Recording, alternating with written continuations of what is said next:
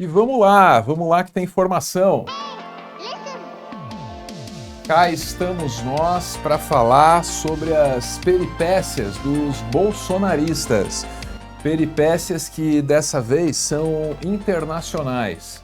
Opa, se for para ser humilhado, então que pelo menos seja em inglês.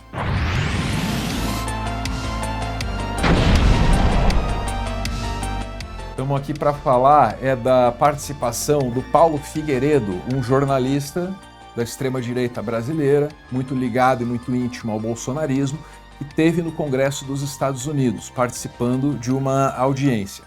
Que audiência é essa? Lembra que no começo de março uma comitiva bolsonarista foi a Washington para denunciar o Brasil, esse país que não seria mais uma democracia? Pois bem, rendeu frutos. A audiência que eles queriam aconteceu. Qual é o objetivo maior dessa comitiva, dessa articulação? É fazer com que os Estados Unidos considerem o Brasil oficialmente uma ditadura e estabeleçam alguma forma de punição para isso. Talvez até sanções econômicas. Imagine. Você tem brasileiro viajando para o teu país ser sancionado. É por aí a conversa. Não tem outro resultado, não tem muitas outras punições possíveis que sejam mais brandas que essas, né? Você sabe? Vamos ver aqui como é que foi a participação do Paulo Figueiredo, rapaz, porque foi assim um pouco difícil de assistir. O cara não conseguia responder um simples sim ou não para perguntas simples, para as quais ele já deu a resposta aí em algum momento da vida dele. Saca só. Mr. Figueiredo. Figueiredo. Figueiredo. Esse não vale o replay aqui, pô. Figueiredo. Figueiredo. Yes or no? Yes or Is no? it true that you are currently under investigation by the Brazilian Federal Police for your role in the January 8th coup attempt? I don't know. I haven't received the That, proper thank you. notice. Moving on, reclaiming. Is it true that an official report from the Me permita, ele não reclamou dessas investigações? Ele não se posicionou de maneira contrária a elas? Ele não reclamou da punição que considerou excessiva para quem participou do 8 de janeiro? Ele não falou nada sobre isso nunca? E agora, como é que não sabe, pô?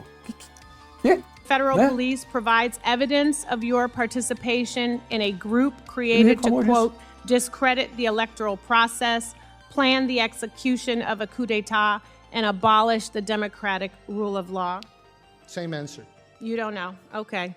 Do you disavow the military dictatorship that ruled Brazil Isso aí é fácil. from 1979 to 1985? This has nothing to do with what we're Okay. discussing. Oh. Yes or no, please? This has nothing to do This with what yes we're or no? discussing. Reclaim. I can ask. This is my hearing. I can Yes answer. or no? With Yeah. all due First respect, Amendment I would rights, I hope that can there answer would be respect whatever I shown want. to the witness, too. Moving on. With all due respect for the witness and Thank- vice versa. Mr. Chair, vice versa. Tá aí, a participação do Paulo Figueiredo lá no Congresso dos Estados Unidos. Como você viu ali, ele tinha dificuldade para dizer um sim ou não para questões simples sobre as quais ele já se manifestou, né? Chama atenção para mim, rapaz, a incapacidade ou a impossibilidade dele de demonstrar apoio à ditadura militar, um governo do qual a família dele fez parte, né? E não sei, não é algum tipo de ingratidão com os antepassados isso? Isso não é coisa de conservador, hein, Paulo Figueiredo? E aí, falando desse passado, você sabe, né? O Figueiredo foi aquele que teria dito que o povo cheira pior que o cavalo. E aí, você já deve ter ouvido essa anedota, claro, mas você não deve ter visto o próprio Figueiredo falar sobre isso. Já viu, não? Saca só e presta atenção em quem tá com ele, pô. Olha aí. Cheiro do cavalo. Agora, depois desses 6 anos, eu volto a perguntar para o senhor: Alexandre você gosta mais Garcia. do cheiro do povo ou do cheiro do cavalo? Olha, aquilo só pode ter sido ou uma maldade do jornalista que ouviu o que eu disse, porque ele me fez a pergunta, eu bati no ombro dele, olhei para a cara dele e disse: olha aqui, meu filho, eu gosto mais do cheiro do cavalo, você tem razão. Para não dizer outra coisa que eu devia ter dito. E ele maldosamente compreendeu, mas foi discutir com outro que eu soube se devia ou não publicar. Mas já que você me fez essa pergunta, seria uma imbecilidade de mim a toda prova eu ter dito que gostaria mais do cheiro do cavalo. Mas agora, no momento, eu digo que eu não gosto do cheiro dele. Não é exatamente o estereótipo do vovô fofinho. Definitivamente não. Inclusive, algo no jeito do Figueiredo aí do passado lembra um pouco do Figueiredo do presente, né? Assim, respondendo com uma certa autoconfiança. Estou tentando ser generoso, se não respeitoso aqui nos termos que eu estou usando, né? Enfim, voltemos ao presente. É uma contradição muito interessante que as pessoas que militam por mais muros, pelo isolamento das nações, essas pessoas, justamente elas, têm se mostrado as mais capazes de promover articulações internacionais. Como é que pode isso, né? Não é um contrassenso do nosso momento histórico? Reinaldo Azevedo teria algo a dizer sobre isso? Ele sempre tem. Cadê? Reinaldo Azevedo. Não é de hoje que eu aponto a existência de uma internacional da extrema-direita, não é? Que reúne partidos com esse perfil mundo afora. Eles estão conectados, eles existem em rede. E não vai aqui nenhum juízo de natureza conspiratória. Eles fazem encontros, congressos, né? E pela primeira vez o Brasil participa disso muito ativamente por intermédio do bolsonarismo. Ah, então nunca houve extrema-direita no Brasil, Reinaldo? Claro que sim, sempre houve. Mas ela tinha, digamos, um acento mais localista. Nós tivemos, por exemplo, integralismo no Brasil, aliás, é um belíssimo estudo do J. Chazin, chamado Integralismo de Plínio Salgado, que evidenciava isso.